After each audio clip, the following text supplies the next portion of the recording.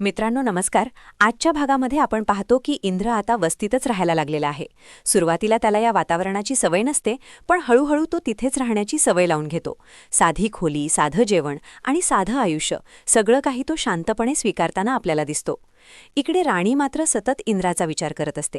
तिला बुवांची चिंता तर आहेच, पण त्याचबरोबर इंद्र तिथे एकटाच राहत असल्यामुळे तिला त्याच्याबद्दलही काळजी वाटत असते. तेवढ्यात राणी इंद्रला व्हिडिओ कॉल करते. दोघे व्हिडिओ कॉलवर बोलत असतात. राणी इंद्रला बुवांबद्दल सगळी माहिती देते. बुवा कुठे कुठे जात असत, कोणत्या ठिकाणी दारू प्यायचे, कुणाकडे उठबस होती, सगळे लहान सहान तपशील ती इंद्रला सांगते. इंद्र ते सगळं लक्ष देऊन ऐकतो आणि लगेचच त्या ठिकाणी जायला निघतो. तो वस्तीतून, गल्ल्यांमधून, जुन्या अड्ड्यांजवळून फिरत असतो.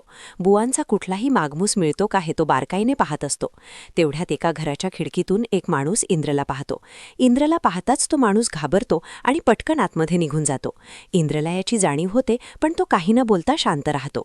रात्री इंद्र पुन्हा वस्तीतल्या आपल्या खोलीत परत येतो. इकडे राणी मात्र अस्वस्थ होते. तिला वाटत असतं की इंद्र ठीक आहे ना, त्याला काही लागलं नाही ना, तो नीट जेवला असेल का. शेवटी ती निर्णय घेते आणि इंद्रला भेटायला वस्तीत जाते. राणी जेव्हा इंद्रच्या खोलीजवळ येते तेव्हा इंद्र खोलीत असतो. तो घाईघाईत असतो, त्याचा शर्ट अर्धवट उघडलेला असतो. राणी दार ठोठावते. इंद्र दार उघडतो आणि राणीला पाहून थोडा गोंधळतो.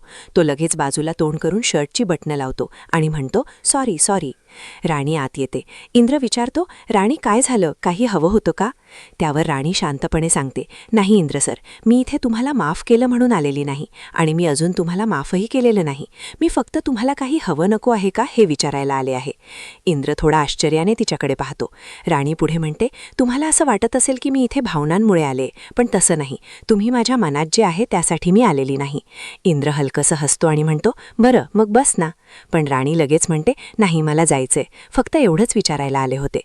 राणी निघताना इंद्र तिला विचारतो, राणी घरी तुला काही त्रास होत नाही ना, कोणी काही बोलत नाही ना, तू ठीक आहेस ना. राणी काहीच उत्तर देत नाही. ती शांतपणे निघून जाते. राणी गेल्यावर इंद्र एकटाच खोलीत उभा राहतो. तो मनातल्या मनात हसतो आणि हळूच म्हणतो, येस परफेक्ट, सगळं जसं मी विचार केला तसंच चाललंय. आता प्रश्न असा आहे की इंद्र नक्की काय प्लॅन करत आहे. राणीला तो खरंच काळजीपोटी दूर ठेवतोय की यामागे काही वेगळंच कारण आहे. आणि बुवांचा शोध इंद्राला लागणार का. हे सगळं जाणून घेण्यासाठी पुढील भाग नक्की पहा आणि असेच अपडेट्स पाहण्यासाठी चॅनलला सबस्क्राईब करायला विसरू नका.